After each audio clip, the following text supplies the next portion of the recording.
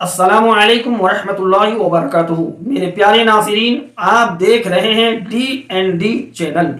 آج کے اس ویڈیو میں حالات اور وقت کی نزاکت کو سامنے رکھ کر میں آپ حضرات کے سامنے کچھ باتوں کے ساتھ حاضر آیا ہوں۔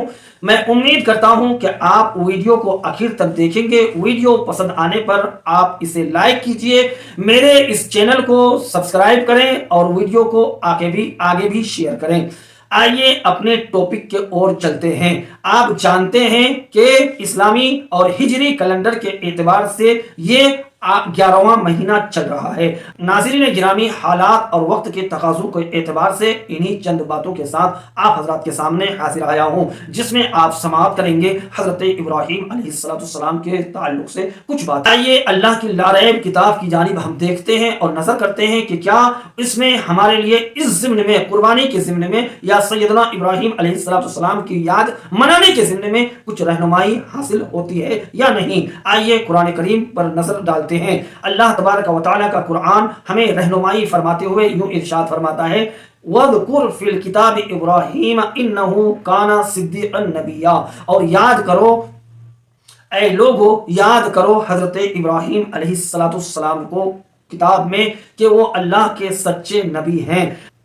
خوش بخت ہے وہ مقدس انسان جنہیں اللہ تبارک و تعالی یہ توفیق عطا فرمائے کہ اس کے سپرد کائنات کی سلطنت اور بادشاہت فرما دے، پھر وہ انسان اللہ رب العزت کی اس نعمت کو پا کر اس کی بارگاہ میں اپنی جبین نیاز کو جھکا کر سبحان ربی الاعلیٰ کی صدائے دل نواز بلند کرے اور اللہ تبارک و تعالی کا شکر گزار بندہ بنے اور اللہ کی مخلوق پر عدل و انصاف قائم کرے اور محتاجوں، بیواؤں، بے سہاروں کے لیے سہارا بنے اور حاجت مندوں کی حاجت روائی کرے، یتیموں کی مجاز پرسی کرے، بھوکے غریبوں کو کھانا کھلائے۔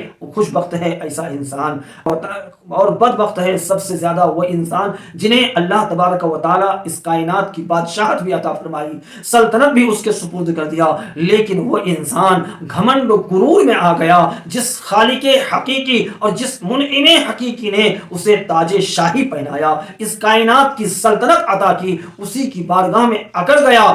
حق تو یہ تھا کہ اللہ تبارک و تعالیٰ کا شکر گزار بندہ بن کر اس کے احسان مانتے ہوئے اس کی بارگاہ میں اپنی جبین نیاز کو جھکا دیتا، لیکن میرے محترم دوستو، کچھ ایسا ہی واقعہ دیکھنے کو ملتا ہے سیدنا خلیل اللہ علیہ السلام کے زمانے میں کہ نمرود لعین کو اللہ تبارک و تعالیٰ نے بھی یہ ساری دولتیں عطا فرمائی تھی۔ نمرود لعین کو بھی اس کائنات کی بیک وقت شرق سے لے کر غرب تک، شمال سے لے کر جنوب تک کی سلطنت اور بادشاہی عطا فرمائی تھی، اور وقت کا تقاضا یہ تھا کہ نمرود اپنے رب کے، اپنے عطا کرنے والے کے احسان مانتا اور خداوند قدوس کی بارگاہ میں خراج تحسین اپنے سجدوں کی پیش کرتا، لیکن نہیں، ایسا نہیں ہوا۔ تاریخ بتاتی ہے کہ جس رب نے اسے یہ دولت عظمیٰ سے مالا مال کیا، اسی رب کے حکم کی نافرمانی شروع کر دیا اور اسی کی مخلوق میں اپنی ربوبیت کا اعلان کر دیا اور لوگوں سے کہنے لگا،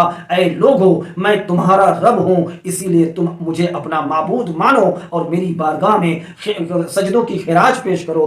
ایک دن جب نمرود اپنے تخت سلطنت پر، یعنی اپنے تخت پر جب بیٹھا تو نجومیوں اور کاہنوں نے اس کا چہرہ پڑھ لیا اور کہنے لگا، بادشاہ سلامت، خیریت تو ہے؟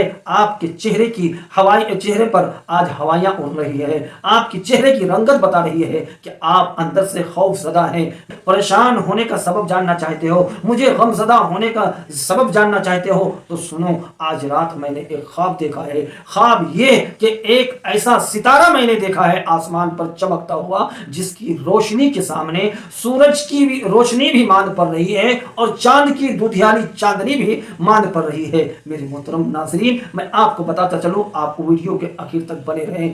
نجومیوں اور کاہنوں نے بادشاہ کے خواب کو سن کر جو تعبیر بتائی، اس کو صاحب تفسیر ساوی نے اپنی مشہور زمانہ تصنیف تفسیر ساوی میں نقل کیا ہے۔ آپ حضرات بھی ان الفاظ کو سماعت کریں۔ فَقَالُوا لَهُ أَن يُولَدَ فِي بَلَدِكَ هَذِهِ السَّنَةِ غُلَامٌ يُغَيِّرُ دِينَ أَهْلِ الْأَرْضِ وَيَكُونَ هَلَاكُكَ وَزَوَالُ مُلْكِكَ عَلَى يَدَيْهِ۔ ان کاہنوں اور نجومیوں نے کیا کہا کہ اے بادشاہ سلامت، اس خواب کی تعبیر یہ ہے کہ اسی سال آپ کے سلطنت میں ایک ایسا بچہ پیدا ہوگا جو اہل ارض یعنی زمین میں جو لوگ ابھی بس رہے ہیں، ان لوگوں کا جو دین ہے، یہ جس مذہب کے فالوور ہیں،